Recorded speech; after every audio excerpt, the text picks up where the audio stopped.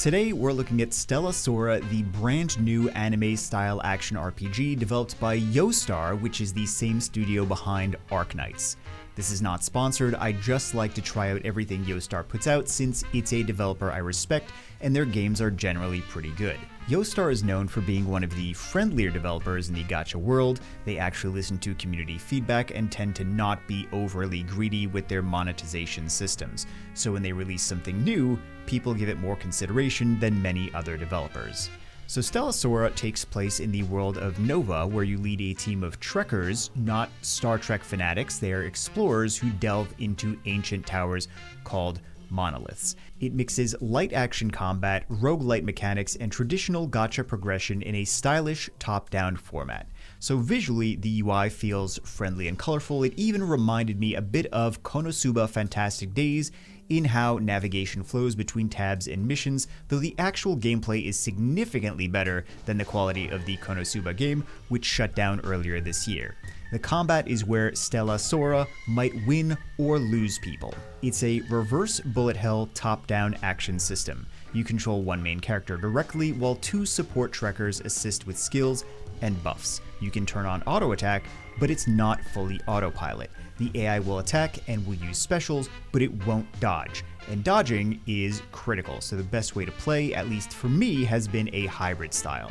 Keep auto attack on for attacking, but manually dodge and aim your skills, and it gives you just enough control to stay engaged. Each character on your team has unique abilities and elemental affinities, so team composition is something you're going to have to actually think about. The disc system also adds even more strategy. Discs are equipable items that not only give you stats and special effects, but each one actually comes with its own music track, which is a pretty fun collectible touch. As you play, you'll level up your trekkers, unlock potential nodes, and climb through randomized monolith runs. These stages have procedurally generated modifiers, so every attempt feels a little bit different than the last. It's kind of like a roguelite twist that breaks up the grind. You can record a strong build after a successful run and use it to farm other modes, which makes replaying more rewarding. Between the relationship system that boosts stats as you bond with characters and a pretty generous early gacha system with built-in rerolls, it's easy to experiment with different builds without feeling too punished. Speaking of rerolling, the game allows you to easily reroll in the beginning without having to completely restart. You can do 20 rerolls of 10 recruits each, save 5 your favorite reroll results, and choose your favorite from those 5 to keep.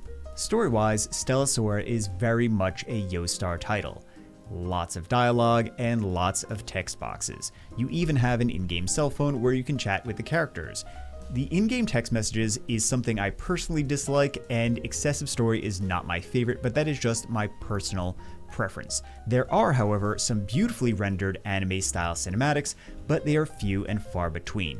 Most of the storytelling happens through static 2D portraits and visual novel-style boxes. If you're the type who enjoys reading lore and learning character backstories, you'll be happy, but if you mainly want to jump in for the gameplay, you might find those segments a bit slow. The soundtrack and sound design are solid though, especially the additional disc tracks. Now, it's predominantly a mobile game, but Yoastar does have a dedicated PC client that you can download from the official website, which is also a huge plus. Performance on PC is noticeably smoother, especially during heavy combat scenes, but even on phones, it holds up decently if you have a somewhat modern device. So to recap, the pros are great visual polish, great soundtrack, engaging hybrid combat system, generous gacha rates and rerolls, distinct Yoastar quality with fair monetization, and lots of replay through monolith runs. And of course, the cons are that combat pacing can feel slow for some players, story delivery relies heavily on static text, autoplay isn't fully functional, and some players have uneven performance on low-end phones.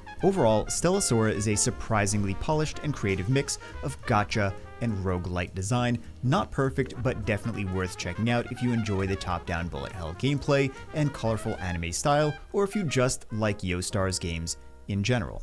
Thanks for watching, and I'll see you as always in the next one.